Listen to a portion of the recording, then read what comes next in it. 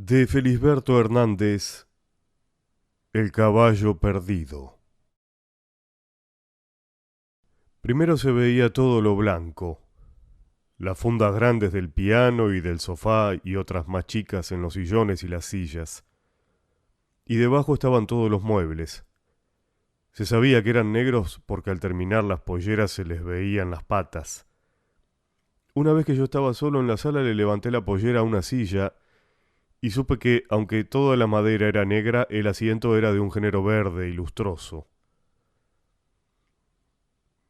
Como fueron muchas las tardes en que ni mi abuela ni mi madre me acompañaron a la lección y, como casi siempre, Celina, mi maestra de piano, cuando yo tenía 10 años, tardaba en llegar, yo tuve bastante tiempo para entrar en relación íntima con todo lo que había en la sala. Claro que, cuando venía Celina, los muebles y yo nos portábamos como si nada hubiera pasado. Antes de llegar a la casa de Celina había tenido que doblar, todavía, por una calle más bien silenciosa, y ya venía pensando en cruzar la calle hacia unos grandes árboles. Casi siempre interrumpía bruscamente este pensamiento para ver si venía algún vehículo. Enseguida miraba las copas de los árboles sabiendo, antes de entrar en su sombra, cómo eran sus troncos, cómo salían de unos grandes cuadrados de tierra a los que tímidamente se acercaban algunas losas. Al empezar, los troncos eran muy gruesos. Ellos ya habrían calculado hasta dónde iban a subir y el peso que tendrían que aguantar, pues las copas estaban cargadísimas de hojas oscuras y grandes flores blancas que llenaban todo de un olor muy fuerte, porque eran magnolias. En el instante de llegar a la casa de Celina tenía los ojos llenos de todo lo que había juntado por la calle. Al entrar en la sala y echarles encima de golpe las cosas blancas y negras que allí había, parecía que todo lo que los ojos traían se apagaría. Pero cuando me sentaba a descansar, y como en los primeros momentos no me metía con los muebles porque tenía temor a lo inesperado, en una casa ajena, entonces me volvían a los ojos las cosas de la calle y tenía que pasar un rato hasta que ellas se acostaran en el olvido. Lo que nunca se dormía del todo era una cierta idea de magnolias. Aunque los árboles donde ellas vivían hubieran quedado en el camino, ellas estaban cerca, escondidas detrás de los ojos, y yo de pronto sentía que un caprichoso aire que venía del pensamiento las había empujado, las había hecho presentes de alguna manera, y ahora las esparcía entre los muebles de la sala y quedaban confundidas con ellos. Por eso más adelante, y a pesar de los instantes angustiosos que pasé en aquella sala, nunca dejé de mirar los muebles y las cosas blancas y negras con algún resplandor de magnolias. Todavía no se habían dormido las cosas que traía de la calle cuando ya me encontraba caminando en puntas de pie para que Celina no me sintiera y dispuesto a violar algún secreto de la sala. Al principio iba hacia una mujer de mármol y le pasaba los dedos por la garganta. El busto estaba colocado en una mesita de patas largas y débiles. Las primeras veces se tambaleaba. Yo había tomado a la mujer del pelo con una mano para acariciarla con la otra. Se sobreentendía que el pelo no era de pelo sino de mármol. Pero la primera vez que le puse la mano encima para asegurarme que no se movería, se produjo algún instante de confusión y olvido. Sin querer, al encontrarla parecida a una mujer de la realidad, había pensado en el respeto que le debía, en los actos que correspondían al trato con una mujer real. Fue entonces que tuve el instante de confusión, pero después sentía el placer de violar una cosa seria. En aquella mujer se confundía algo conocido, el parecido a una de carne y hueso, lo de saber que era de mármol y cosas de menor interés, y algo desconocido, lo que tenía de diferente a las otras, su historia. Suponía vagamente que la habrían traído de Europa, y más vagamente suponía a Europa. en qué lugar estaría cuando la compraron, los que la habrían tocado, etcétera. Y sobre todo lo que tenía que ver con Celina. Pero en el placer que yo tenía al acariciar su cuello, se confundían muchas cosas más. Me desilusionaban los ojos. Para imitar el iris, y la niña habían agujereado el mármol y parecían los de un pescado. Daba fastidio que no se hubieran tomado el trabajo de imitar las rayitas del pelo. Aquello era una masa de mármol que enfriaba las manos. Cuando ya iba a empezar el seno, se terminaba el busto y empezaba un cubo en el que se apoyaba toda la figura. Además, en el lugar donde iba a empezar el seno había una flor tan dura que si uno pasaba los dedos apurados podía cortarse.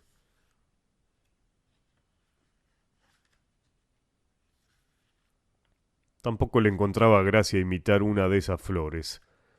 Había a montones en cualquiera de los cercos del camino.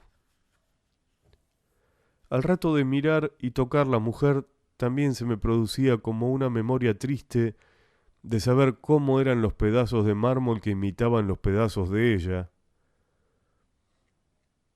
Y ya se habían deshecho bastante las confusiones entre lo que era ella y lo que sería una mujer real. Sin embargo, a la primera oportunidad de encontrarnos solos, ya los dedos se me iban hacia su garganta, y hasta había llegado a sentir, en momentos que nos acompañaban otras personas, cuando mamá y Celina hablaban de cosas aburridísimas, cierta complicidad con ella. Al mirarla de más lejos, y como de paso, la volví a ver entera y a tener un instante de confusión. Dentro de un cuadro había dos óvalos con las fotografías de un matrimonio pariente de Celina. La mujer tenía una cabeza bondadosamente inclinada, pero la garganta abultada me hacía pensar en un sapo. Una de las veces que la miraba, fui llamado, no sé cómo, por la mirada del marido. Por más que yo lo observaba de reojo, él siempre me miraba de frente y en medio de los ojos. Hasta cuando yo caminaba de un lugar a otro de la sala y tropezaba con una silla, sus ojos se dirigían al centro de mis pupilas, y era fatalmente yo quien debía bajar la mirada. La esposa expresaba dulzura no solo en la inclinación, sino en todas las partes de su cabeza, hasta con el peinado alto y la garganta de sapo. Dejaba que todas sus partes fueran buenas. Era como un gran postre que por cualquier parte que se probara tuviera rico gusto. Pero había algo que no solamente dejaba que fuera bueno, sino que se dirigía a mí. Eso estaba en los ojos. Cuando yo tenía la preocupación de no poder mirarla a gusto porque al lado estaba el marido, los ojos de ella tenían una expresión y una manera de entrar en los míos que equivalía a aconsejarme: no le hagas caso, yo te comprendo, mi querido. Y aquí empezaba otra de mis preocupaciones. Siempre pensé que las personas buenas, las que más me querían, nunca me comprendieron. Nunca se dieron cuenta que yo las traicionaba, que tenía para ellas malos pensamientos. Si aquella mujer hubiera estado presente, si todavía se hubiera conservado joven, si hubiera tenido esa enfermedad del sueño en que las personas están vivas pero no se dan cuenta cuando las tocan, y si hubiera estado sola conmigo en aquella sala, con seguridad que yo hubiera tenido curiosidades indiscretas. Cuando yo sin querer caía bajo la mirada del marido y bajaba rápidamente la vista, sentía contrariedad y fastidio. Y como esto se produjo varias veces, me quedó en los párpados la memoria de bajarlos y la angustia de sentir humillación. De manera que cuando me encontraba con los ojos de él, ya sabía lo que me esperaba. A veces aguantaba un rato la mirada para darme tiempo a pensar cómo haría para sacar rápidamente la mía sin sentir humillación. Ensayaba sacarla para un lado y mirar de pronto el marco del cuadro como si estuviera interesado en su forma, pero aunque los ojos miraban el marco, la atención y la memoria inmediata que me había dejado su mirada me humillaban más. Y además pensaba que tenía que hacerme trampa a mí mismo. Sin embargo, una vez conseguí olvidarme un poco de su mirada o de mi humillación. Había sacado rápidamente la mirada de los ojos de él y la había colocado rígidamente en sus bigotes. Después del engorde negro que tenía encima de la boca, salían para los lados en línea recta y seguían así un buen trecho. Entonces pensé en los dedos de mi abuela. Eran gordos, rechonchos. Una vez se pinchó y le saltó un chorro de sangre hasta el techo. Y aquellos bigotes parecían haber sido retorcidos por ella. Ella se pasaba mucho rato retorciendo con sus dedos transpirados el hilo negro para que pasara la aguja. Y como veía poco y para ver mejor echaba la cabeza hacia atrás y separaba demasiado el hilo y la aguja de los ojos, aquello no terminaba nunca. Aquel hombre también debió haberse pasado mucho rato retorciéndose el bigote, y mientras hacía eso y miraba fijo, quién sabe qué clase de ideas tendría. Aunque los secretos de las personas mayores pudieran encontrarse en medio de sus conversaciones o de sus actos, yo tenía mi manera predilecta de hurgar en ellos. Era cuando esas personas no estaban presentes y cuando podía encontrar algo que hubieran dejado al pasar. Podrían ser rastros, objetos olvidados, o sencillamente objetos que hubieran dejado acomodados mientras se ausentaban, y sobre todo los que hubieran dejado desacomodados por apresuramiento. Pero siempre objetos que hubieran sido usados en un tiempo anterior al que yo observaba. Ellos habrían entrado en la vida de esas personas, ya fuera por azar, por secreta elección o por cualquier otra causa desconocida. Lo importante era que habrían empezado a desempeñar alguna misión o significarían algo para quien los utilizaba y que yo aprovecharía el instante en que esos objetos no acompañaran a esas personas para descubrir sus secretos o los rastros de sus secretos. En la sala de Celina había muchas cosas que me provocaban el deseo de buscar secretos. Ya el hecho de estar solo en un lugar desconocido era una de ellas. Además, el saber que todo lo que había allí pertenecía a Celina, que ella era tan severa y que apretaría tan fuertemente sus secretos, me aceleraba con una extraña emoción el deseo de descubrir o violar secretos. Al principio había mirado los objetos distraídamente. Después me había interesado por los secretos que tuvieran los objetos en sí mismos. Y de pronto ellos me sugerían la posibilidad de ser intermediarios de personas mayores. Ellos, o tal vez otros que yo no miraba en ese momento, podrían ser encubridores o estar complicados en actos misteriosos. Entonces me parecía que alguno me hacía una secreta seña para otro, que otro se quedaba quieto haciéndose el disimulado, que otro le devolvía la seña al que lo había acusado primero, hasta que por fin me cansaban.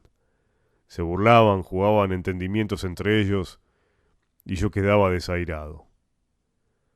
Debe de haber sido en uno de esos momentos que me rozaron la atención, como de paso, las insinuantes ondulaciones de las curvas de las mujeres.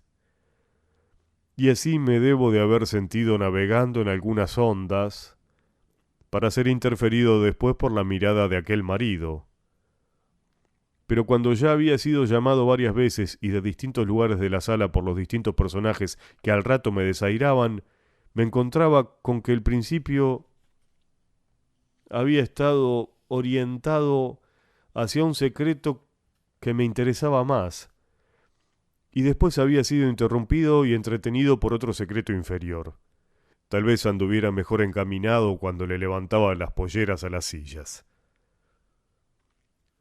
Una vez las manos se me iban para las polleras de una silla y me las detuvo el ruido fuerte que hizo la puerta que daba al zaguán, por donde entraba apurada Celina cuando venía de la calle.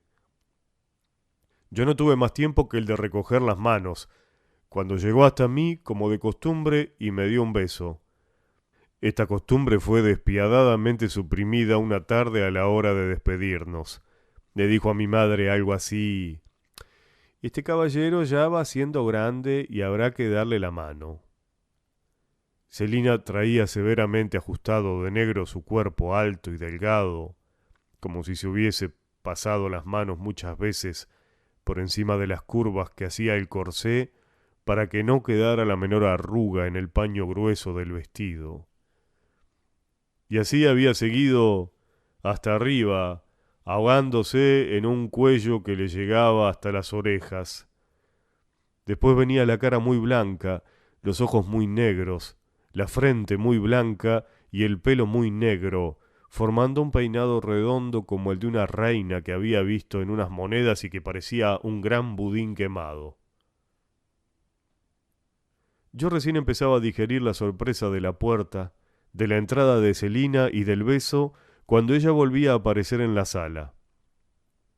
Pero en vez de venir severamente ajustada de negro, se había puesto encima un batón blanco de tela ligera y almidonada, de mangas cortas, acampanadas y con volados. Del volado salía el brazo con el paño negro del vestido que traía de la calle, ajustado hasta las muñecas. Esto ocurría en invierno, pero en verano de aquel mismo batón salía el brazo completamente desnudo. Al parecer, de entre los volados endurecidos por el almidón, yo pensaba en unas flores artificiales que hacía una señora a la vuelta de casa. Una vez mamá se paró a conversar con ella. Tenía un cuerpo muy grande, de una gordura alegre, y visto desde la vereda cuando ella estaba parada en el umbral de su puerta, parecía inmenso. Mi madre le dijo que me llevaba a la lección de piano, entonces ella, un poco agitada, le contestó: yo también empecé a estudiar el piano, y estudiaba y nunca veía el adelanto, no veía el resultado. En cambio ahora que hago flores y frutas de cera, las veo, las toco. Es algo. ¿Usted comprende? Las frutas eran grandes bananas amarillas y grandes manzanas coloradas. Ella era hija de un carbonero, muy blanca, rubia, con unos cachetes naturalmente rojos, y las frutas de cera parecían como hijas de ella. Un día de invierno me había acompañado a la lección mi abuela. Ella había visto sobre las teclas blancas y negras mis manos de niño de 10 años, moradas por el frío, y se le ocurrió calentármelas con las de ella. El día de la lección se las perfumaba con agua colonia, mezclada con agua simple, que quedaba de un color lechoso, como la horchata. Con esa misma agua hacía buches para disimular el olor a unos cigarros de hoja que venían en paquetes de 25 y por los que tanto rabiaba si mi padre no se los conseguía exactamente de la misma marca, tamaño y gusto. Como estábamos en invierno, pronto era la noche, pero las ventanas no la habían visto entrar. Se habían quedado distraídas contemplando hasta último momento la claridad del cielo. La noche subía del piso y de entre los muebles, donde se esparcían las almas negras de las sillas. Y entonces empezaban a flotar tranquilas como pequeños fantasmas inofensivos las fundas blancas. De pronto Celina se ponía de pie, encendía una pequeña lámpara y la engarzaba por medio de un resorte en un candelabro del piano. Mi abuela y yo, al acercarnos, nos llenábamos de luz como si nos hubieran echado encima un montón de paja transparente. Enseguida Celina ponía la pantalla y ya no era tan blanca su cara cargada de polvos como una aparición, ni eran tan crudos sus ojos ni su pelo negrísimo.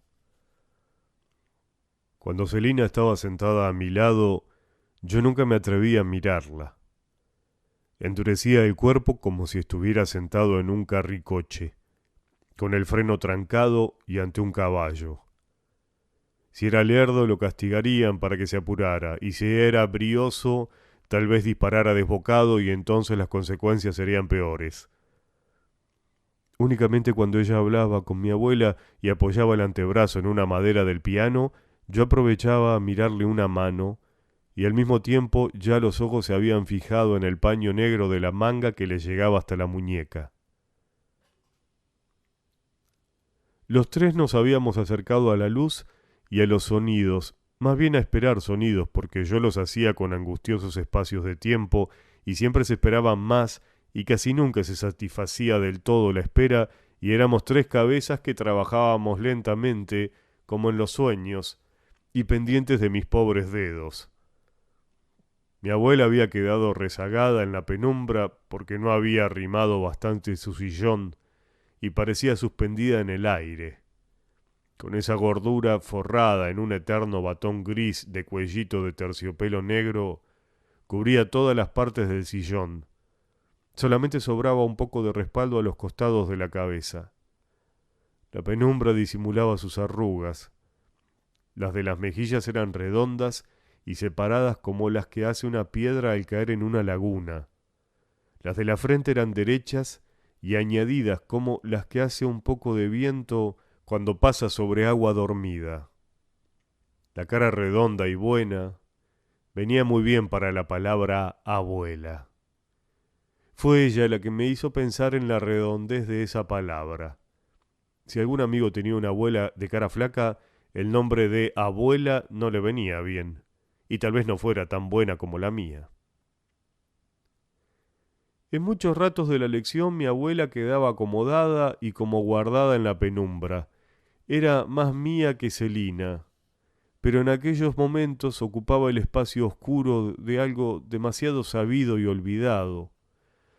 Otras veces ella intervenía espontáneamente movida por pensamientos que yo nunca podía prever, pero que reconocía como suyos apenas los decía. Algunos de esos pensamientos eran abstrusos y para comunicarlos elegía palabras ridículas, sobre todo si se trataba de música.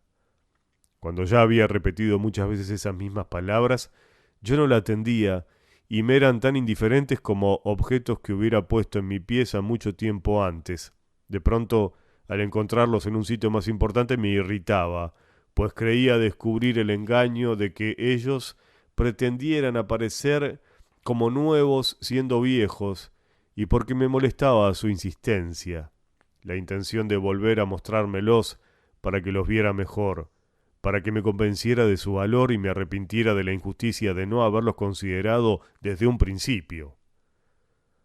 Sin embargo, es posible que ella pensara cosas distintas y que a pesar del esfuerzo por decirme algo nuevo, esos pensamientos vinieran a sintetizarse al final en las mismas palabras, como si me mostrara siempre un mismo jarrón y yo no supiera que adentro hubiera puesto cosas distintas.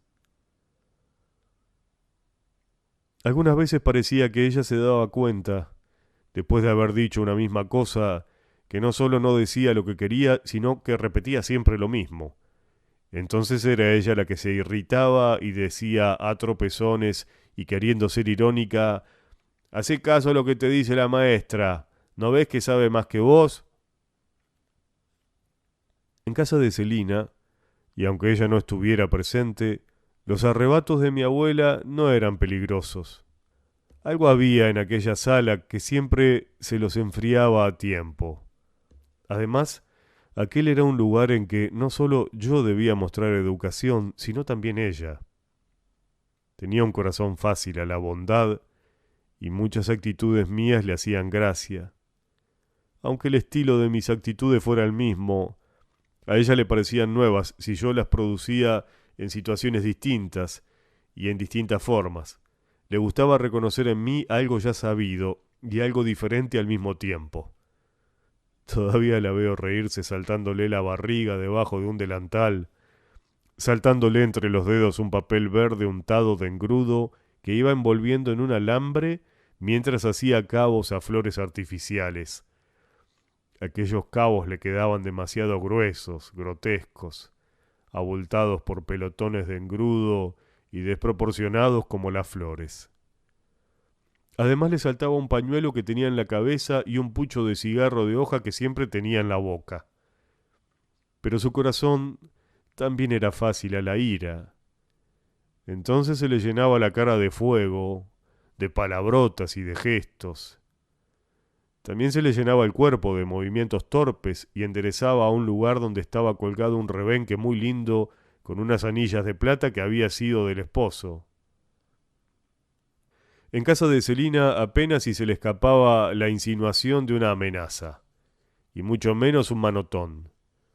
Yo podía sentarme tranquilamente al lado de ella. Aún más, cuando Celina era muy severa o se olvidaba que yo no había podido estudiar por alguna causa ajena a mi voluntad, yo buscaba a mi abuela con los ojos, y si no me atrevía a mirarla, la llamaba con la atención, pensando fuertemente en ella y endureciendo mi silencio. Ella tardaba en acudir. Al fin la sentía venir en mi dirección como un vehículo pesado que avanza con lentitud, con esfuerzo, echando humo y haciendo una cantidad de ruidos raros provocados por un camino pedregoso. En aquellos instantes cuando aparecían en la superficie severa de Celina rugosidades ásperas, cuando yo trancaba mi carricoche y mi abuela acudía afanosa como una aplanadora antigua, parecía que habíamos sido invitados a una pequeña pesadilla. Colocado a través de las teclas, como un riel sobre durmientes, había un largo lápiz rojo. Yo no lo perdía de vista porque quería que me compraran otro igual. Cuando Celina lo tomaba para apuntar en el libro de música los números que correspondían a los dedos, el lápiz estaba deseando que lo dejaran escribir. Como Celina no soltaba, él se movía ansioso entre los dedos que lo sujetaban y con su ojo único y puntiagudo miraba indeciso y oscilante de un lado para otro. Cuando lo dejaban acercarse al papel, la punta parecía un hocico que husmeaba algo, con instinto de lápiz, desconocido para nosotros, y registraba entre las patas de las notas buscando un lugar blanco donde morder.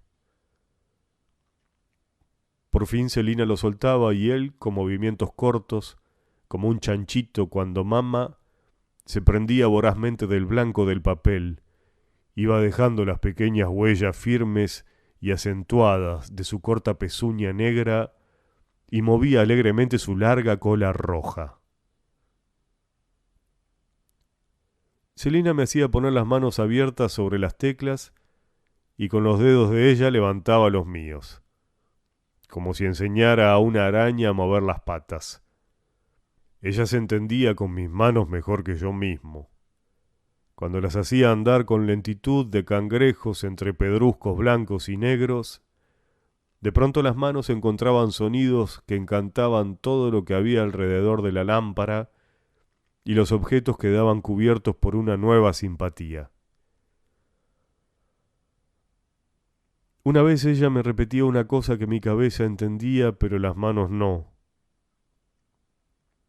Llegó un momento en que Celina se enojó y vi aumentar su ira más rápidamente que de costumbre. Me tomó tan distraído como si me hubiera olvidado algo en el fuego y de pronto lo sintiera derramarse. En el apuro ya ella había tomado aquel lápiz rojo tan lindo y yo sentía sonar su madera contra los huesos de mis dedos, sin darme tiempo a saber que me pegaba. Tenía que atender muchas cosas que me asaltaron a la vez, pero ya me había empezado a crecer un dolor que no tenía más remedio que atender en primer término. Se me hinchaban unas inaguantables ganas de llorar. Las apretaba con todas mis fuerzas mientras se me iba cayendo en los oídos, en la cara, en la cabeza y por todo el cuerpo un silencio de pesadilla. De todo aquello que era el piano, la lámpara y Celina con el lápiz todavía en la mano, me llegaba un calor extraño. En aquel momento los objetos tenían más vida que nosotros. Celina y mi abuela se habían quedado quietas y forradas con el silencio que parecía venir de lo oscuro de la sala junto con la mirada de los muebles. En el instante de la sorpresa se me había producido un vacío que enseguida empezó a llenarse con muchas angustias. Después había hecho un gran esfuerzo por salir del vacío y dejar que se llenara solo. Di algo así como un salto hacia atrás retrocediendo en el tiempo de aquel silencio y pensé que también ellas los estarían rellenando con algo. Me pareció sentir que se habían mirado y que esas miradas me habían rozado las espaldas y querían decir: Fue necesario castigarlo, pero la falta no es grave, además él sufre mucho. Pero esta desdichada suposición fue la señal para que alguien rompiera las represas de un río. Fue entonces cuando se llenó el vacío de mi silencio. Por la corriente del río había visto venir, y no lo había conocido, un pensamiento retrasado. Había llegado sigilosamente, se había colocado cerca y después había hecho explosión. ¿Cómo era que Celina me pegaba y me dominaba, cuando era yo el que me había hecho la secreta promesa de dominarla? Hacía mucho que yo tenía la esperanza de que ella se enamorara de mí, si es que no lo estaba ya, y aquella suposición de hacía un instante, la de que me tendría lástima, fue la que atrajo y apresuró este pensamiento antagónico, mi propósito íntimo de dominarla. Saqué las manos del teclado y apreté los puños contra mis pantalones. Ella quiso sin duda evitar que yo llorara, recuerdo muy bien que no lo hice, y me mandó que siguiera la lección. Yo me quedé mucho rato sin levantar la cabeza ni las manos, hasta que ella volvió a enojarse y dijo: «Si no quiere dar la lección, se irá». Siguió hablándole a mi abuela y yo me puse de pie. Apenas estuvimos en la puerta de calle, la despedida fue corta y mi abuela y yo empezamos a cruzar la noche. Enseguida de pasar bajo unos grandes árboles, las magnolias estaban apagadas, mi abuela me amenazó para cuando llegáramos a casa. Había dado lugar a que Celina me castigara y además no había querido seguir la lección. A mí no se me importaba ya las palizas que me dieran. Pensaba que Celina y yo habíamos terminado. Nuestra historia había sido bien triste, y no solo porque ella fuera mayor que yo, me llevaría 30 años. Nuestras relaciones habían empezado, como ocurre tantas veces, por una vieja vinculación familiar. Celina había estudiado el piano con mi madre en Las Faldas. Mamá tendría entonces 4 años. Esta vinculación ya se había suspendido antes que yo naciera. Y cuando las familias se volvieron a encontrar, entre las novedades que se habían producido estaba yo. Pero Celina me había inspirado el deseo de que yo fuera para ella una novedad interesante. A pesar de su actitud severa y de que su cara no se le reía, me miraba y me atendía de una manera que me tentaba a registrarla. Era imposible que no tuviera ternura. Al hablarle a mamá se veía que la quería. Una vez en las primeras lecciones había dicho que yo me parecía a mi madre.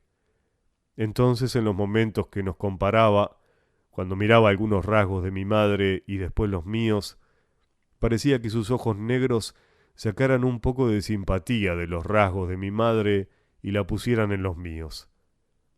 Pero de pronto se quedaba mirando los míos un ratito más, y sería entonces cuando encontraba algo distinto, cuando descubría lo nuevo que había en mi persona y cuando yo empezaba a sentir deseos de que ella siguiera preocupándose de mí. Además, yo no solo sería distinto a mi madre en algunos rasgos, sino también en algunas maneras de ser. Yo tenía una manera de estar parado al lado de una silla, con un brazo recostado en el respaldo y con una pierna cruzada, que no la tenía mi madre. Como siempre tenía dificultad para engañar a las personas mayores. Me refiero a uno de los engaños que se prolongan hasta que se hace difícil que las personas mayores los descubran. Por eso no creía haber engañado a Celina con mis poses hasta después de mucho tiempo. Y cuando ella le había llamado la atención a mi madre sobre la condición natural mía de quedar siempre en una buena postura. Y sobre todo creí porque también habían comentado las poses en que quedaban algunas personas cuando dormían. Y eso era cierto. Casi diría que esa verdad había acogido y envuelto cariñosamente mi mentira.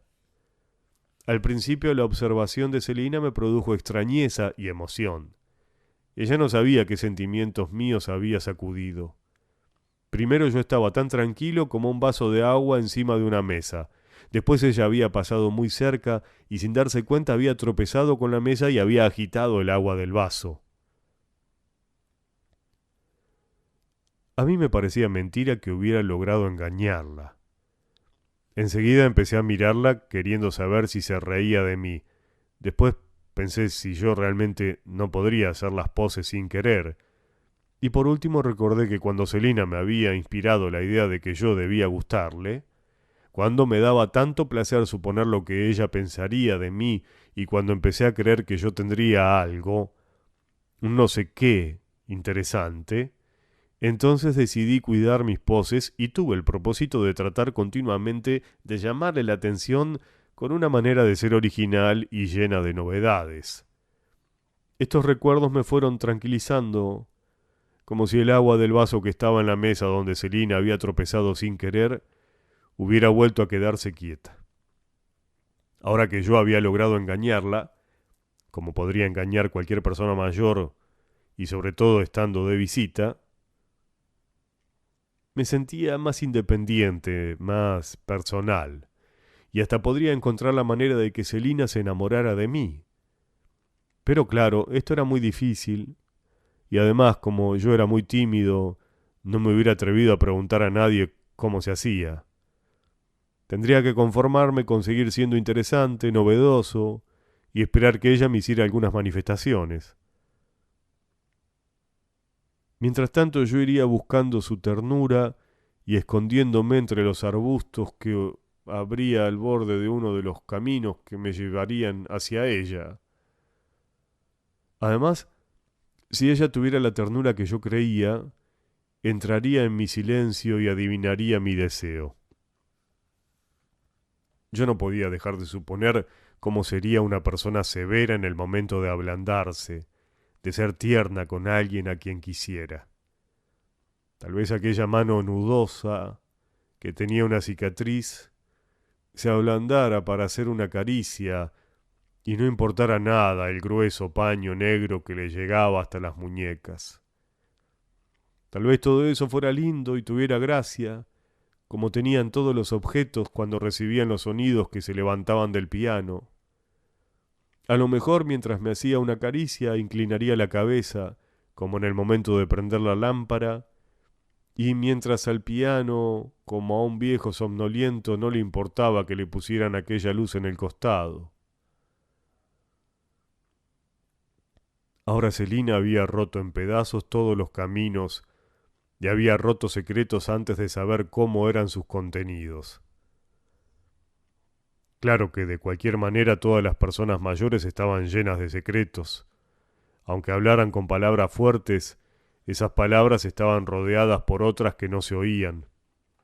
A veces se ponían de acuerdo a pesar de decir cosas diferentes, y era tan sorprendente como si creyendo estar de frente se dieran la espalda o creyendo estar en presencia uno de otro anduvieran por lugares distintos y alejados. Como yo era niño tenía libertad de andar alrededor de los muebles donde esas personas estaban sentadas, y lo mismo me dejaban andar alrededor de las palabras que ellas utilizaban. Pero ahora yo no tenía más ganas de buscar secretos. Después de la lección en que Celina me pegó con el lápiz, nos tratábamos con el cuidado de los que, al caminar, esquivan pedazos de las cosas rotas.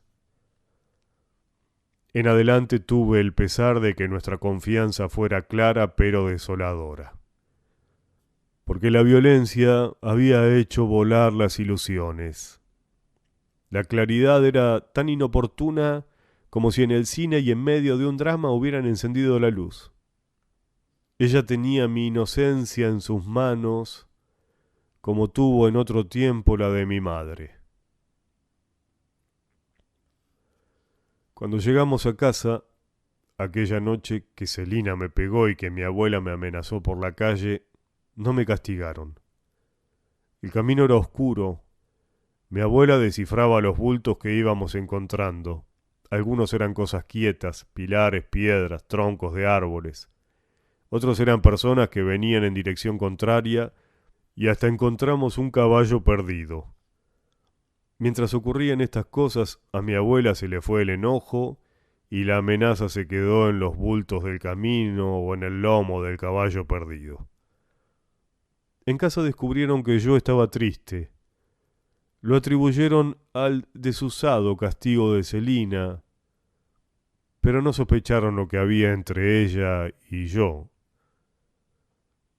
Fue una de esas noches en que yo estaba triste y ya me había acostado y las cosas que pensaba se iban acercando al sueño, cuando empecé a sentir la presencia de las personas como muebles que cambiaran de posición. Eso lo pensé muchas noches. Eran muebles que además de poder estar quietos, se movían y se movían por voluntad propia. A los muebles que estaban quietos yo los quería y ellos no me exigían nada, pero los muebles que se movían no solo exigían que se les quisiera y se les diera un beso, sino que tenían exigencias peores. Y además de pronto abrían sus puertas y le echaban a uno todo encima. Pero no siempre las sorpresas eran violentas y desagradables. Había algunas que sorprendían con lentitud y silencio, como si por debajo se les fuera abriendo un cajón y empezaran a mostrar objetos desconocidos. Celina tenía sus cajones cerrados con llave. Había otras personas que también eran muebles cerrados, pero tan agradables, que si uno hacía silencio, sentía que adentro tenían música, como instrumentos que tocaran solos. Tenían una tía que era como un ropero de espejos colocado en una esquina frente a las puertas. No había nada que no cayera en sus espejos y había que consultarla hasta para vestirse. El piano era una buena persona. Yo me sentaba cerca de él. Con unos pocos dedos míos apretaba muchos de los suyos, ya fueran blancos o negros. Enseguida le salían gotas de sonidos. Y combinando los dedos y los sonidos, los dos nos poníamos tristes.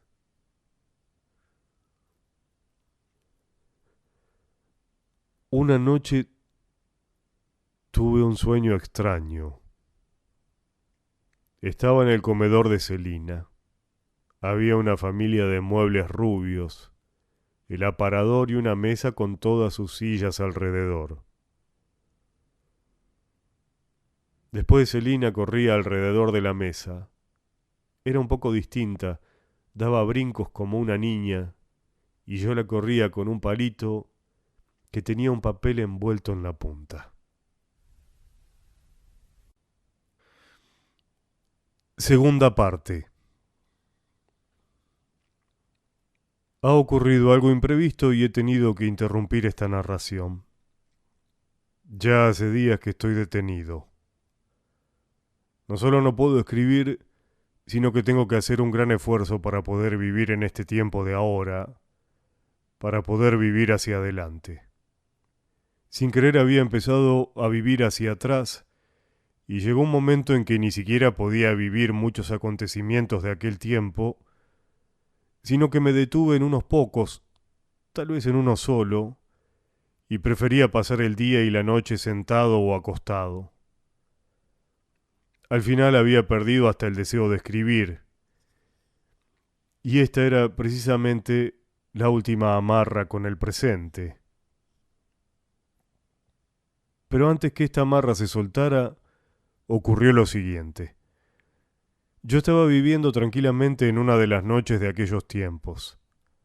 A pesar de andar con pasos lentos, de sonámbulo, de pronto tropecé con una pequeña idea que me hizo caer en un instante lleno de acontecimientos. Caí en un lugar que era como un centro de rara atracción y en el que me esperaban unos cuantos secretos embosados. Y ellos asaltaron mis pensamientos, los ataron y desde ese momento estoy forcejeando. Al principio, después de pasada la sorpresa, tuve el impulso de denunciar los secretos. Después empecé a sentir cierta laxitud, un cierto placer tibio en seguir mirando, atendiendo el trabajo silencioso de aquellos secretos, y me fui hundiendo en el placer sin preocuparme por desatar mis pensamientos. Fue entonces cuando se fueron soltando lentamente las últimas amarras que me sujetaban al presente. Pero al mismo tiempo ocurrió otra cosa. Entre los pensamientos que los secretos embosados habían atado, hubo uno que a los pocos días se desató solo. Entonces yo pensaba, si me quedo mucho tiempo recordando estos instantes del pasado, nunca más podré salir de ellos y me volveré loco. Seré como uno de esos desdichados que se quedaron con un secreto del pasado para toda la vida.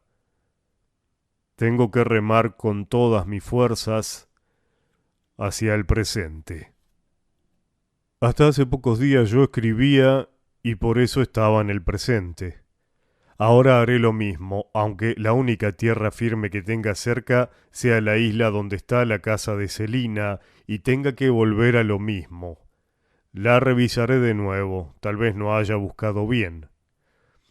Entonces, cuando me dispuse a volver sobre aquellos mismos recuerdos, me encontré con muchas cosas extrañas. La mayor parte de ellas no habían ocurrido en aquellos tiempos de Celina, sino ahora, hace poco, mientras recordaba, mientras escribía y mientras me llegaban relaciones oscuras o no comprendidas del todo. Entre los hechos que ocurrieron en aquellos tiempos y los que ocurrieron después, en todos los años que seguí viviendo, no acertaba a reconocerme del todo a mí mismo, no sabía bien qué movimientos temperamentales parecidos había en aquellos hechos y los que se produjeron después, si entre unos y otros había algo equivalente, si unos y otros no serían distintos disfraces de un mismo misterio. Por eso es que ahora intentaré relatar lo que me ocurría hace poco tiempo, mientras recordaba aquel pasado.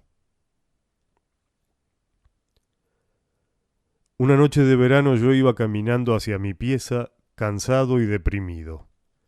Me entregaba a la inercia que toman los pensamientos cuando uno siente la maligna necesidad de amontonarlos porque sí, para sentirse uno más desgraciado y convencerse de que la vida no tiene encanto.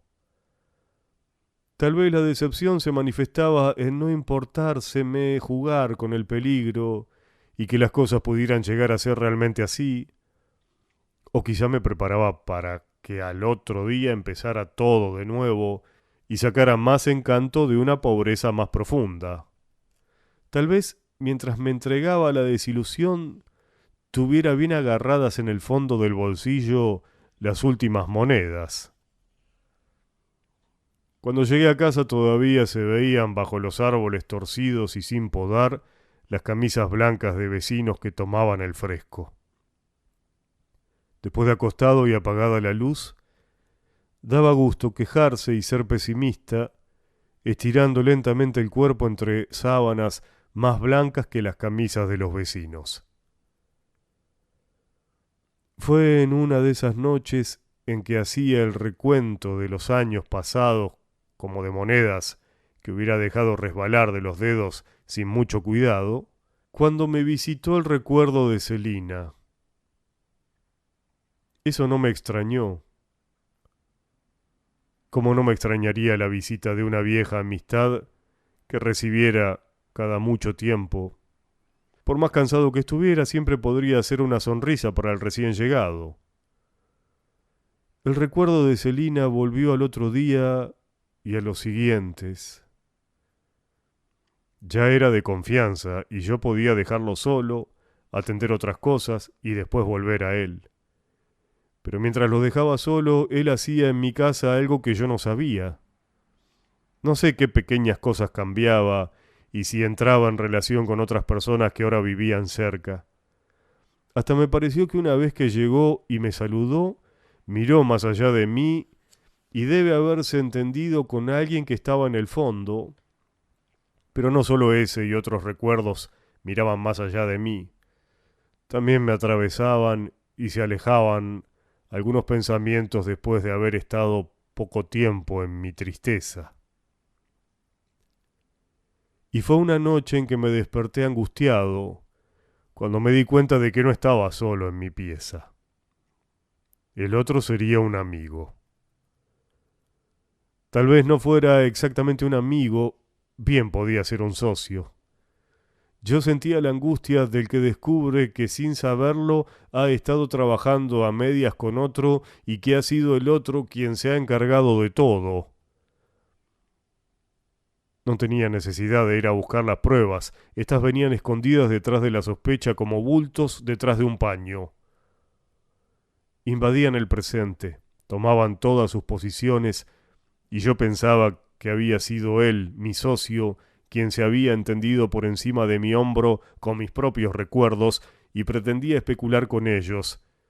Fue él quien escribió la narración. Con razón, yo desconfiaba de la precisión que había en el relato cuando aparecía Celina.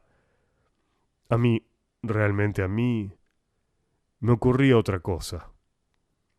Entonces traté de estar solo, de ser yo solo, de saber cómo recordaba yo, y así esperé que las cosas y los recuerdos volvieran a ocurrir de nuevo. En la última velada de mi teatro del recuerdo hay un instante en que Celina entra y yo no sé que la estoy recordando.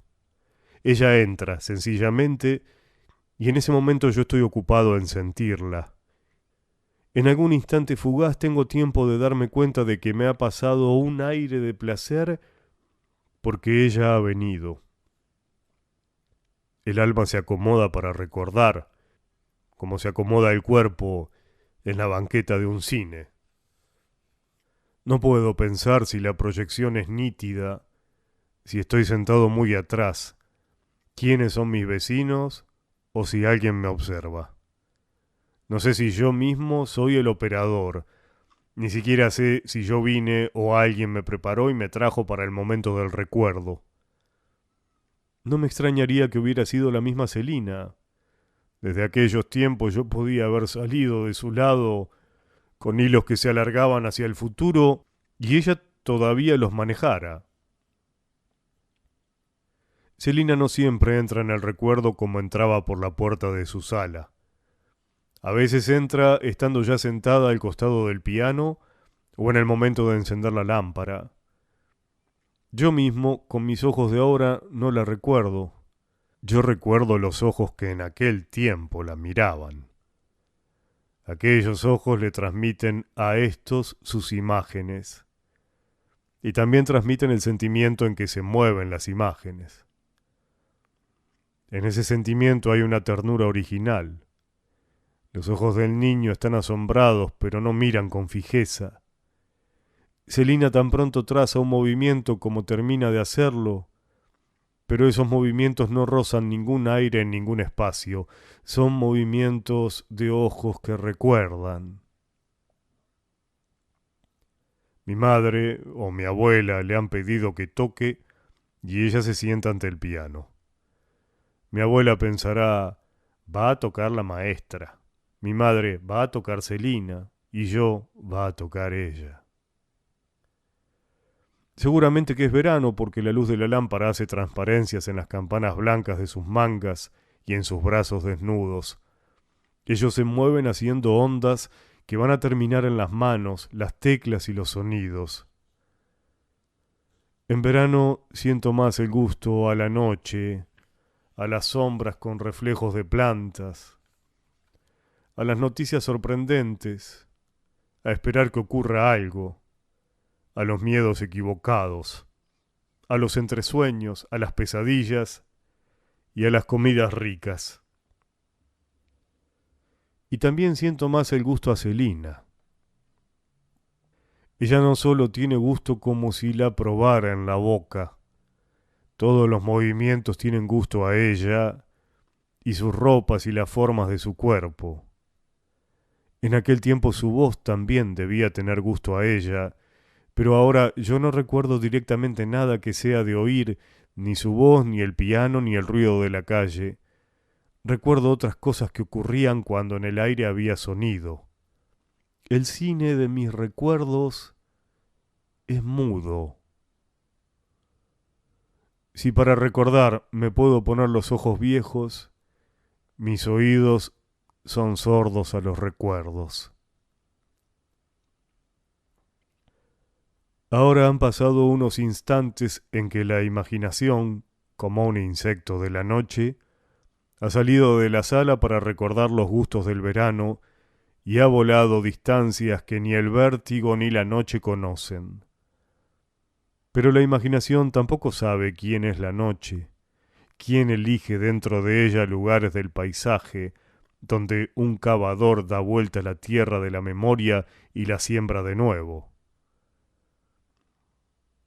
Al mismo tiempo alguien echa a los pies de la imaginación pedazos de pasado, y la imaginación elige apresurada, con un pequeño farol que mueve, agita y entrevera los pedazos y las sombras.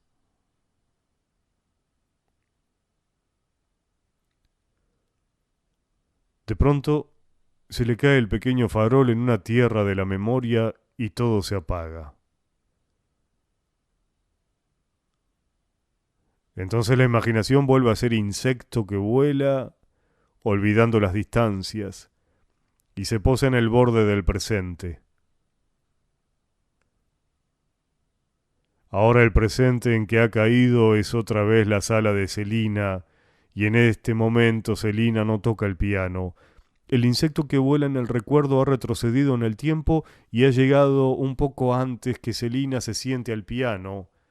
Mi abuela y mi madre le vuelven a pedir que toque y lo hacen de una manera distinta a la primera vez.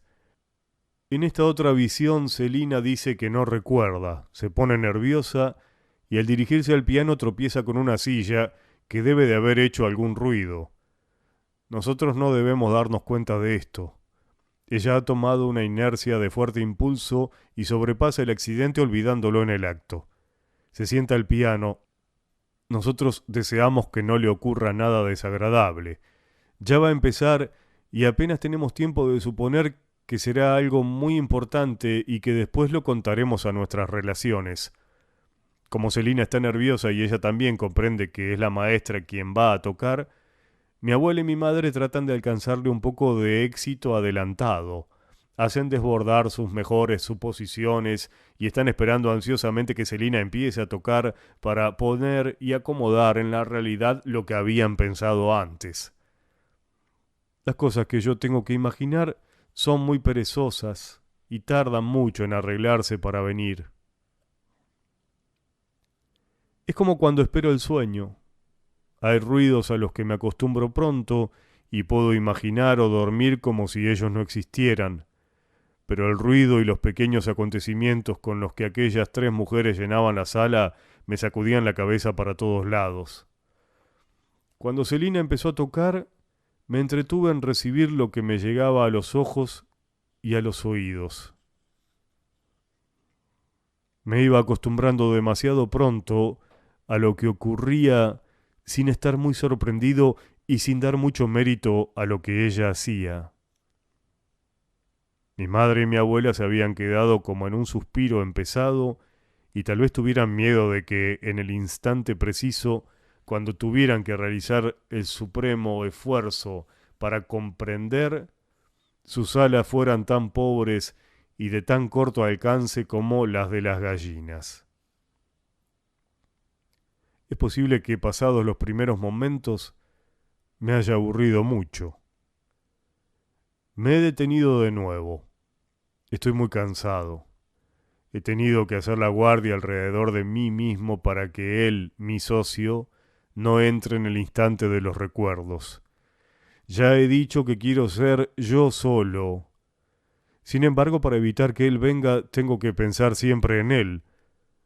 Con un pedazo de mí mismo he formado el centinela que hace la guardia a mis recuerdos y a mis pensamientos. Pero al mismo tiempo yo debo vigilar al centinela para que no se entretenga con el relato de los recuerdos y se duerma. Y todavía tengo que prestarle mis propios ojos, mis ojos de ahora.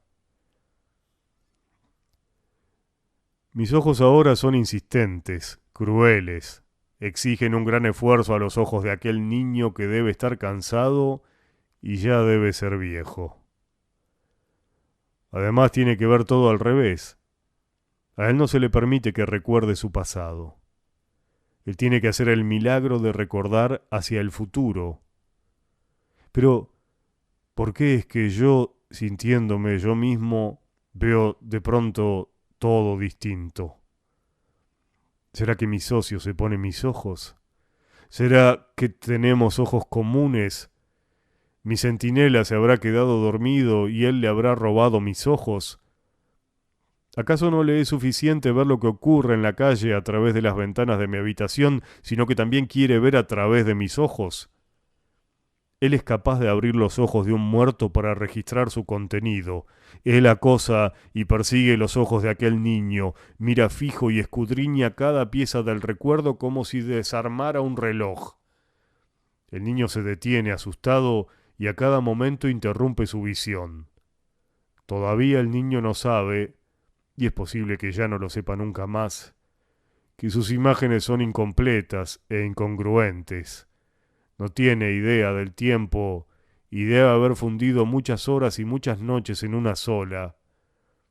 Ha confundido movimientos de muchas personas, ha creído encontrar sentimientos parecidos en seres distintos y ha tenido equivocaciones llenas de encanto. Los ojos de ahora saben esas cosas, pero ignoran muchas otras.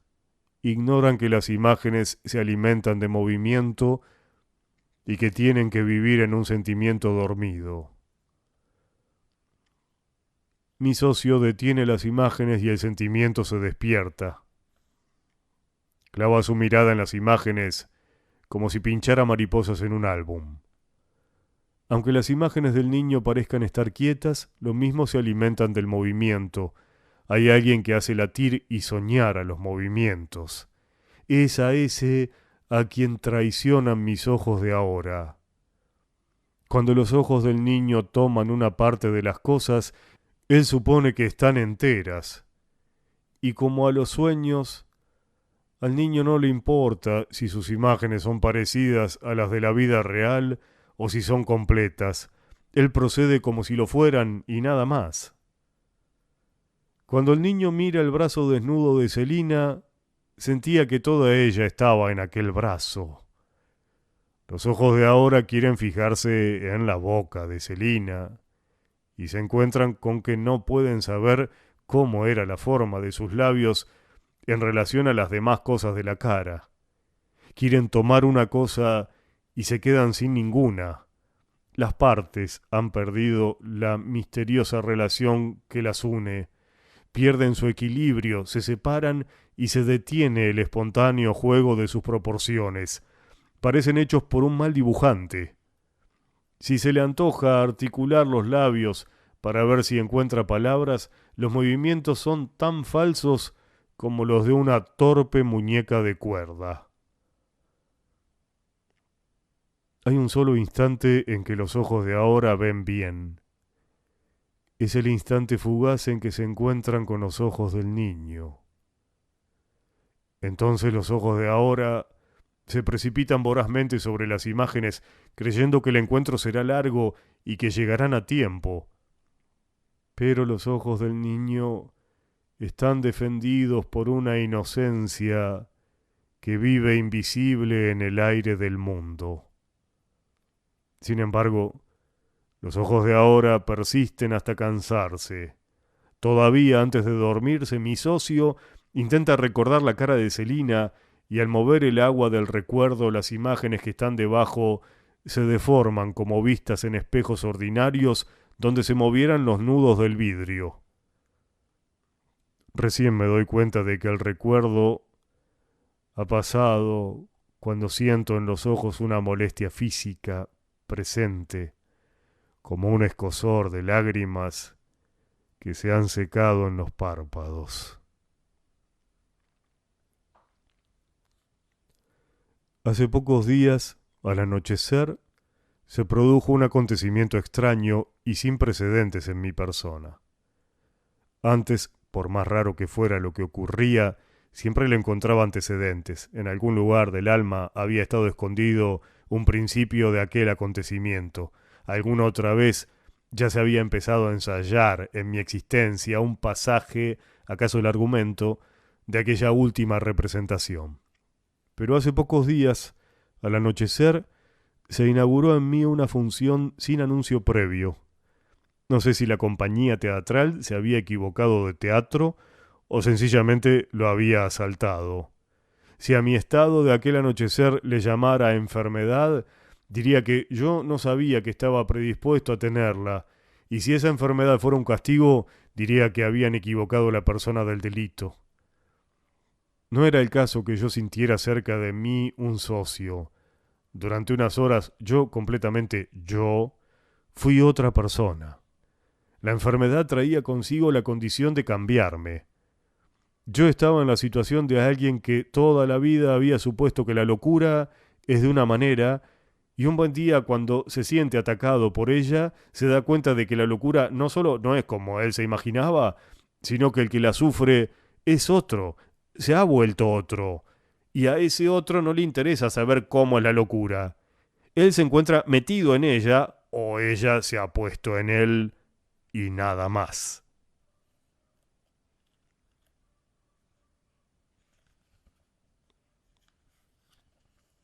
Mientras yo no había dejado de ser del todo quien era, y mientras no era quien estaba llamado a ser, tuve tiempo de sufrir angustias muy particulares. Entre la persona que yo fui y el tipo que yo iba a ser, quedaría una cosa común: los recuerdos. Pero los recuerdos, a medida que iban siendo del tipo que yo sería, a pesar de conservar los mismos límites visuales y parecida organización de los datos, iban teniendo un alma distinta. Al tipo que yo sería se le empezaba a insinuar una sonrisa de prestamista ante la valoración que hace de los recuerdos quien los lleva a empeñar. Las manos del prestamista de los recuerdos pesaban otra cualidad de ellos, no el pasado personal, cargado de sentimientos íntimos y particulares, sino el peso del valor intrínseco. Después venía otra etapa. La sonrisa se amargaba y el prestamista de los recuerdos ya no pesaba nada en sus manos. Se encontraba con recuerdos de arena, recuerdos que señalaban simplemente un tiempo que había pasado. El prestamista había robado recuerdos y tiempos sin valor. Pero todavía vino una etapa peor. Cuando al prestamista le aparecía una sonrisa amarga por haber robado inútilmente, todavía le quedaba alma. Después llegó la etapa de la indiferencia.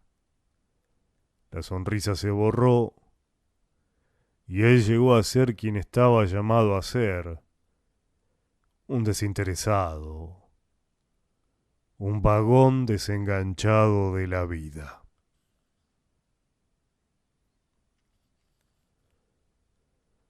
Al principio, cuando en aquel anochecer empecé a recordar y a ser otro, veía mi vida pasada como en una habitación contigua.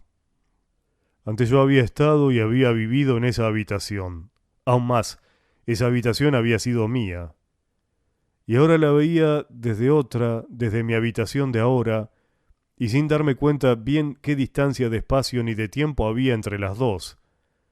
En esa habitación contigua veía a mi pobre yo de antes, cuando yo era inocente. Y no solo lo veía sentado al piano con Celina y la lámpara a un lado y rodeado de la abuela y la madre, tan ignorantes del amor fracasado. También veía otros amores, de otros lugares, de todos los tiempos llegaban personas, muebles, sentimientos, para una ceremonia que habían iniciado los habitantes de la sala de Celina. Pero aunque en el momento de llegar se mezclaran o se confundieran, como si se entreveraran pedazos de viejas películas, enseguida quedaban aislados y se reconocían y se juntaban los que habían pertenecido a una misma sala.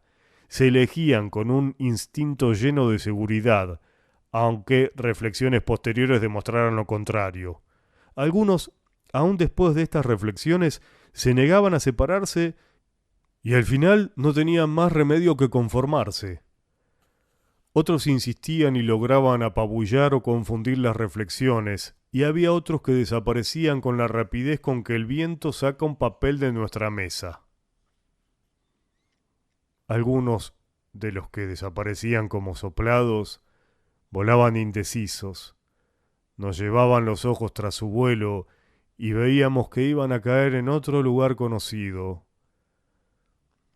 Hechas estas salvedades, puedo decir que todos los lugares, tiempos y recuerdos que simpatizaban y concurrían en aquella ceremonia, por más unidos que estuvieran por hilos y sutiles relaciones, tenían la virtud de ignorar absolutamente la existencia de otros que no fueran de su misma estirpe. Cuando una estirpe ensayaba el recuerdo de su historia, solía quedarse mucho rato en el lugar contiguo al que estaba yo cuando observaba. De pronto se detenían, empezaban una escena de nuevo o ensayaban otra que había sido muy anterior.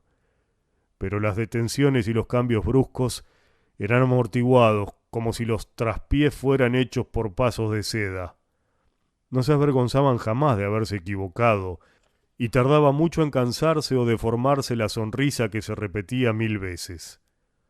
Siempre un sentimiento anhelante que buscaba algún detalle perdido en la acción animaba todo de nuevo. Cuando un detalle ajeno traía la estirpe que correspondía al intruso, la anterior se desvanecía, y si al rato aparecía de nuevo, aparecía sin resentimiento. La simpatía que unía a estas estirpes desconocidas entre sí y no dispuestas jamás ni a mirarse, estaba por encima de sus cabezas. Era un cielo de inocencia y un mismo aire que todos respiraban. Todavía, y además de reunirse en un mismo lugar y en un cercano tiempo para la ceremonia y los ensayos del recuerdo, tenían otra cosa común. Era como una misma orquesta que tocara para distintos ballets. Todos recibían el compás que les marcaba la respiración del que los miraba.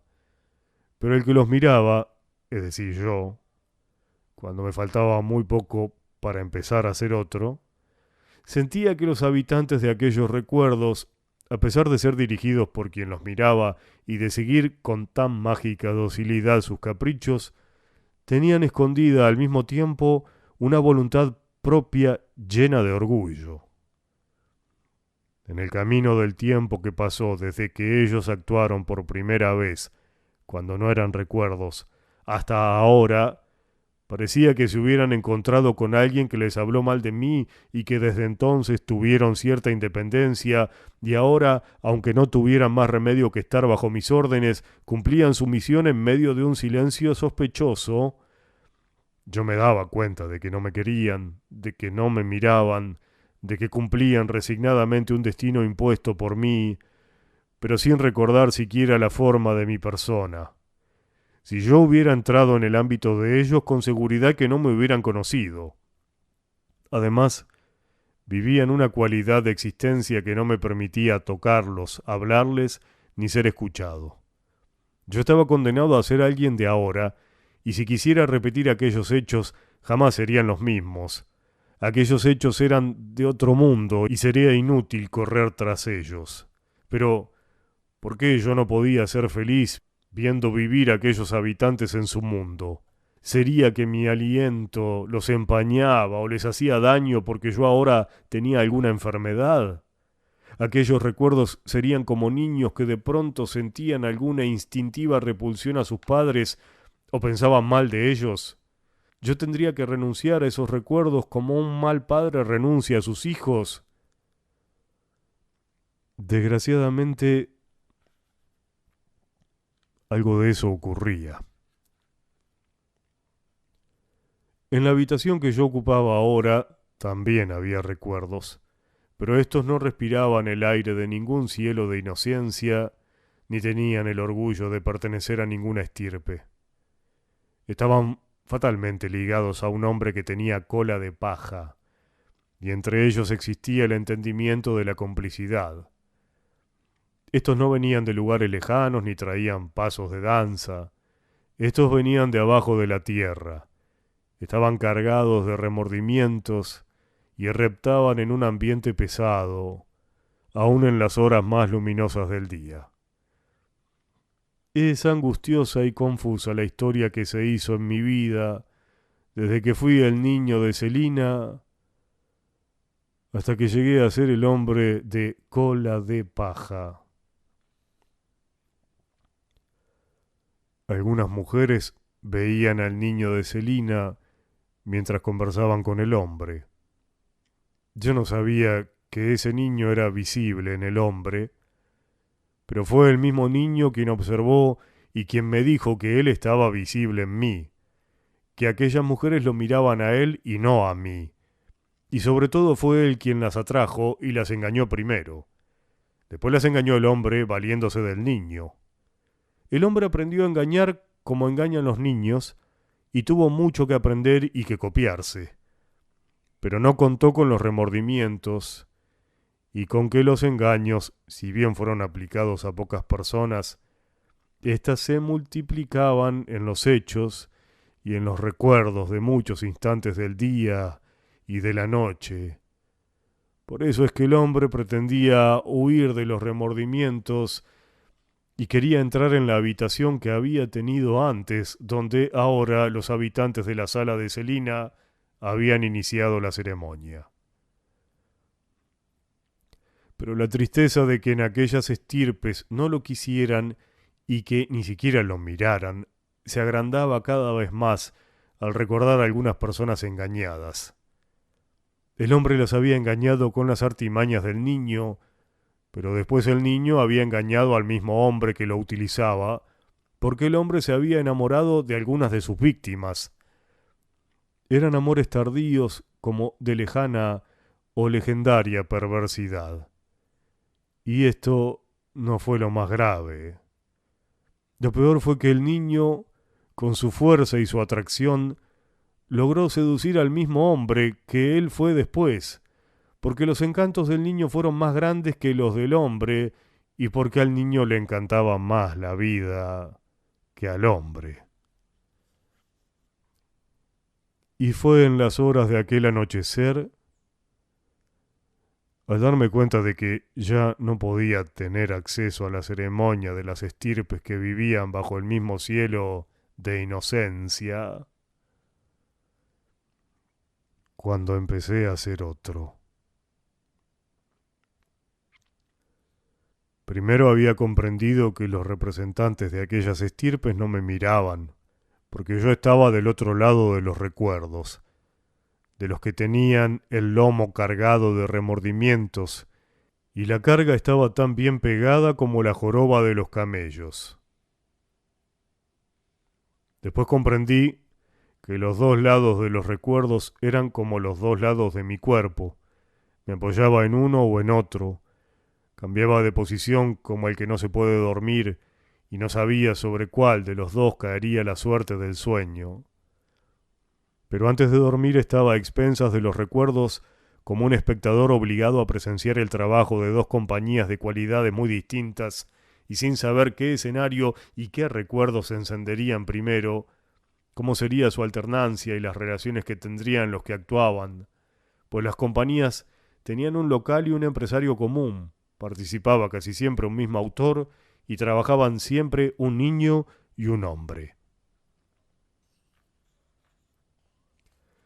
Entonces, cuando supe que no podría prescindir de aquellos espectáculos y de que a pesar de ser tan imprecisos y actuar en un tiempo tan mezclado, tenían tan fuerte influencia en la vida que se dirigía hacia el futuro, entonces empecé a ser otro, a cambiar el presente y el cambio del futuro, a ser el prestamista que ya no pesaba nada en sus manos y a tratar de suprimir el espacio donde se producían todos los espectáculos del recuerdo. Tenía una gran pereza de sentir. No quería tener sentimientos ni sufrir con recuerdos que eran entre sí como enemigos irreconciliables. Y como no tenía sentimientos, había perdido hasta la tristeza de mí mismo. Ni siquiera tenía tristeza de que los recuerdos ocuparan un lugar inútil. Yo también me volvía tan inútil como si quedara para hacer la guardia alrededor de una fortaleza que no tenía soldados, armas ni víveres. Solamente me había quedado la costumbre de dar pasos y de mirar cómo llegaban los pensamientos. Eran como animales que tenían la costumbre de venir a beber a un lugar donde ya no había más agua. Ningún pensamiento cargaba sentimientos. Podía pensar tranquilamente en cosas tristes, solamente eran pensadas. Ahora se me acercaban los recuerdos como si yo estuviera tirado bajo un árbol y me cayeran hojas encima. Las vería y las recordaría porque me habían caído y porque las tenía encima. Los nuevos recuerdos serían como atados de ropa que me pusieran en la cabeza. Al seguir caminando lo sentía pesar en ella y nada más. Yo era como aquel caballo perdido de la infancia.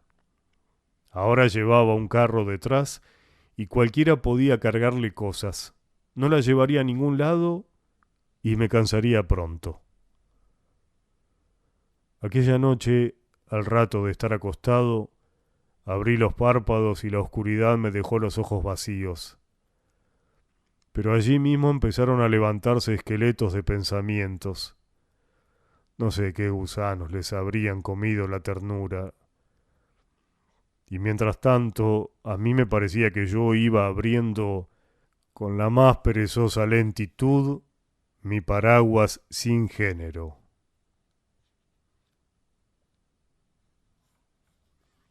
Así pasé las horas que fui otro.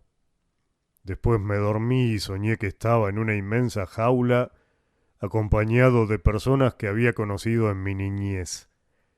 Además había muchas terneras que salían por una puerta para ir al matadero. Entre las terneras había una niña que también llevarían a matar. La niña decía que no quería ir porque estaba cansada, y todas aquella gente se reían por la manera con que aquella inocente quería evitar la muerte. Pero para ellos ir a la muerte era una cosa que tenía que ser así y no había por qué afligirse. Cuando me desperté me di cuenta de que en el sueño la niña era considerada como ternera por mí también. Yo tenía el sentimiento de que era una ternera. No sentía la diferencia más que como una mera variante de forma y era muy natural que se le diera trato de ternera. Sin embargo, me había conmovido que hubiera dicho que no quería ir porque estaba cansada. Y yo estaba bañado en lágrimas. Durante el sueño, la marea de las angustias había subido hasta casi ahogarme. Pero ahora me encontraba como arrojado sobre una playa y con un gran alivio. Iba siendo más feliz a medida que mis pensamientos palpaban todos mis sentimientos y me encontraba a mí mismo. Ya no solo no era otro, sino que estaba más sensible que nunca. Cualquier pensamiento, hasta la idea de una jarra con agua, venía lleno de ternura. Amaba mis zapatos que estaban solos, desabrochados, y siempre tan compañeros uno al lado del otro. Me sentía capaz de perdonar cualquier cosa, hasta los remordimientos. Más bien serían ellos los que me tenían que perdonar a mí. Todavía no era la mañana. En mí todo estaba aclarando un poco antes que el día. Había pensado escribir. Entonces reapareció mi socio. Él también se había salvado. Había sido arrojado a otro lugar de la playa. Y apenas yo pensara escribir mis recuerdos, ya sabía que él aparecería. Al principio, mi socio apareció como de costumbre, esquivando su presencia física, pero amenazando entrar en la realidad bajo la forma vulgar que trae cualquier persona que viene del mundo. Pero antes de aquella madrugada, yo estaba en un lugar y el mundo en otro. Entre el mundo y yo había un aire muy espeso. En los días muy claros yo podía ver el mundo a través de ese aire y también sentir el ruido de la calle y el murmullo que hacen las personas cuando hablan. Mi socio era el representante de las personas que habitaban el mundo, pero no siempre me era hostil y venía a robar mis recuerdos y a especular con ellos. A veces se presentaba casi a punto de ser una madre que me previniera contra un peligro y me despertaba el instinto de conservación. Otras veces me reprendía porque yo no salía al mundo, y como si me reprendiera mi madre, yo bajaba los ojos y no lo veía. También aparecía como un amigo que me aconsejaba escribir mis recuerdos y despertaba mi vanidad. Cuando más lo apreciaba era cuando me sugería la presencia de amigos que yo había querido mucho y que me ayudaban a escribir dándome sabios consejos. Hasta había sentido algunas veces que me ponía una mano en un hombro, pero otras veces yo no quería los consejos ni la presencia de mi socio bajo ninguna forma. Eran algunas etapas de la enfermedad del recuerdo, cuando se abrían las representaciones del drama, de los remordimientos, y cuando quería comprender algo de mi destino a través de las relaciones que había en distintos recuerdos de distintas épocas. Si sufría los remordimientos en una gran soledad, después me sentía con derecho a un periodo más o menos largo de alivio.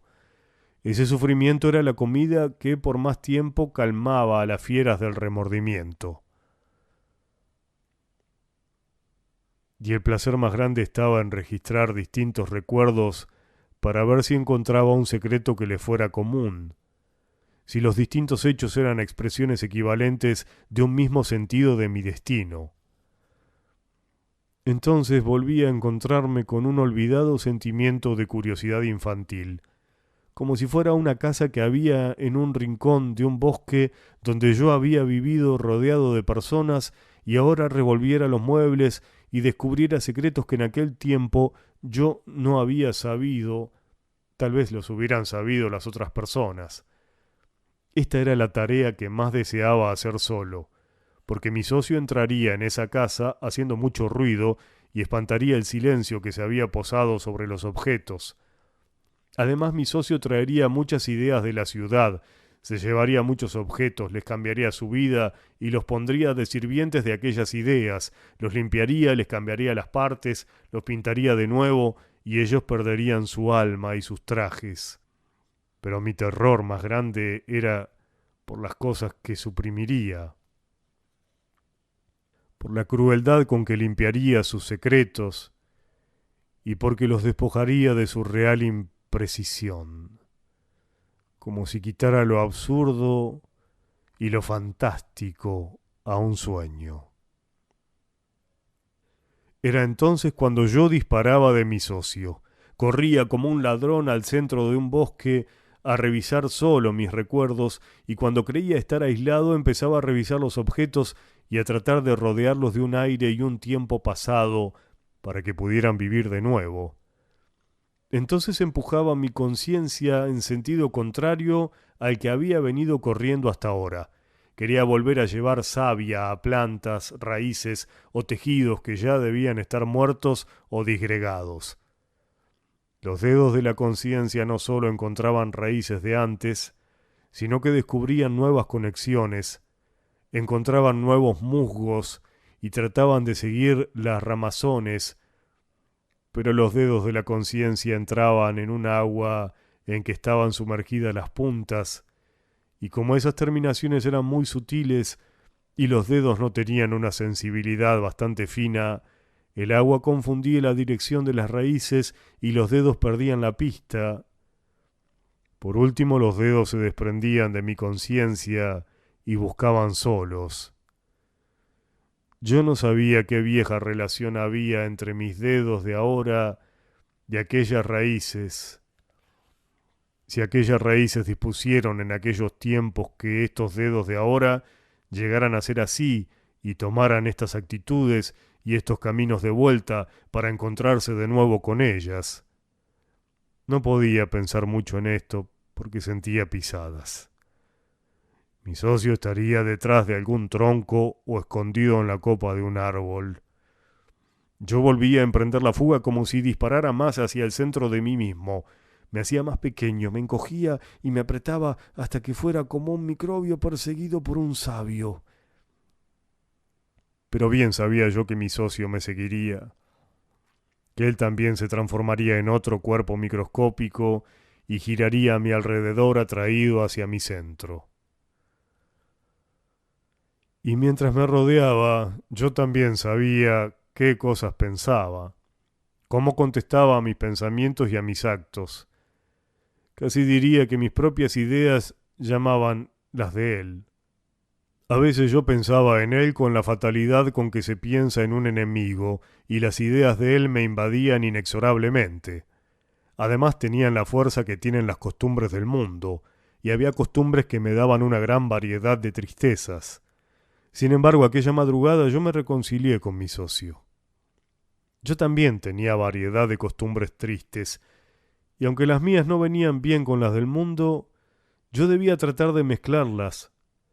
Como yo quería entrar en el mundo, me propuse arreglarme con él y dejé que un poco de mi ternura se derramara por encima de todas las cosas y las personas. Entonces descubrí que mi socio era el mundo.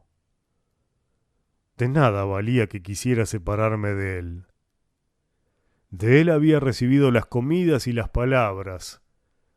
Además, cuando mi socio no era más que el representante de alguna persona, ahora él representaba al mundo entero, mientras yo escribía los recuerdos de Celina, él fue un camarada infatigable y me ayudó a convertir los recuerdos, sin suprimir los que cargaban remordimientos, en una cosa escrita.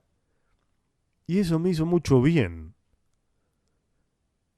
Le perdono las sonrisas que hacía cuando yo me negaba a poner mis recuerdos en un cuadriculado de espacio y de tiempo. Le perdono su manera de golpear con el pie cuando le impacientaba mi escrupulosa búsqueda de los últimos filamentos del tejido del recuerdo, hasta que las puntas se sumergían y se perdían en el agua, hasta que los últimos movimientos no rozaban ningún aire en ningún espacio. En cambio, debo agradecerle que me siguiera cuando en la noche yo iba a la orilla de un río a ver correr el agua del recuerdo. Cuando yo sacaba un poco de agua en una vasija y estaba triste porque esa agua era poca y no corría, él me había ayudado a inventar recipientes en que contenerla y me había consolado contemplando el agua en las variadas formas de los cacharros. Después habíamos inventado una embarcación para cruzar el río y llegar a la isla donde estaba la casa de Celina. Habíamos llevado pensamientos que luchaban cuerpo a cuerpo con los recuerdos. En su lucha habían derribado y cambiado de posición muchas cosas. Y es posible que haya habido objetos que se perdieran bajo los muebles. También debemos de haber perdido otros por el camino, porque cuando abríamos el saco del botín, todo se había cambiado, por menos. Quedaban unos poquitos huesos, y se nos caía el pequeño farol en la tierra de la memoria.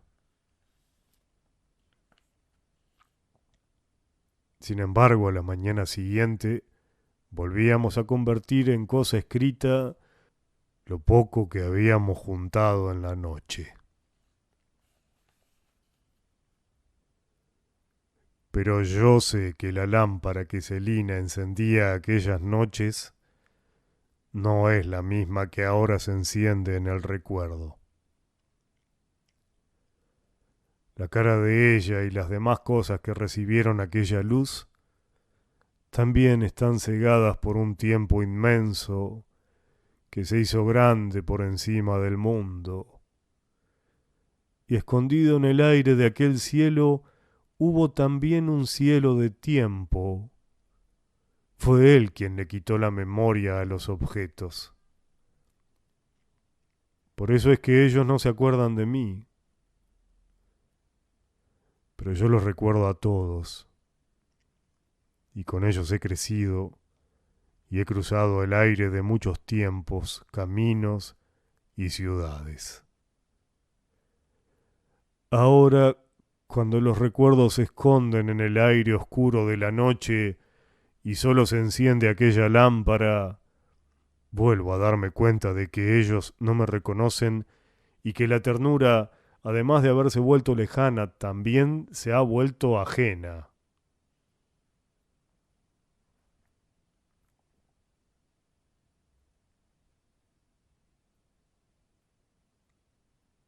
Celina y todos aquellos habitantes de su sala me miran de lado.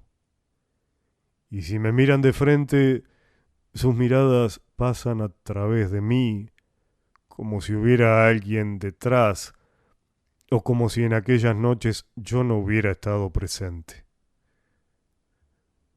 Son como rostros de locos que hace mucho se olvidaron del mundo. Aquellos espectros no me pertenecen. ¿Será que la lámpara y Celina y las sillas y su piano están enojados conmigo porque yo no fui nunca más a aquella casa? Sin embargo, yo creo que aquel niño se fue con ellos, y todos juntos viven en otras personas, y es a ellos a quienes los muebles recuerdan. Ahora yo soy otro. Quiero recordar a aquel niño y no puedo.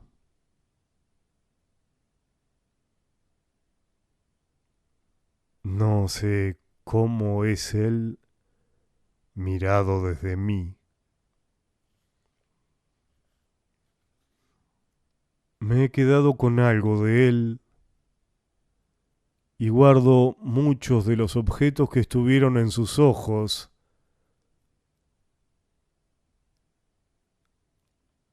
pero no puedo encontrar las miradas que aquellos habitantes pusieron en él.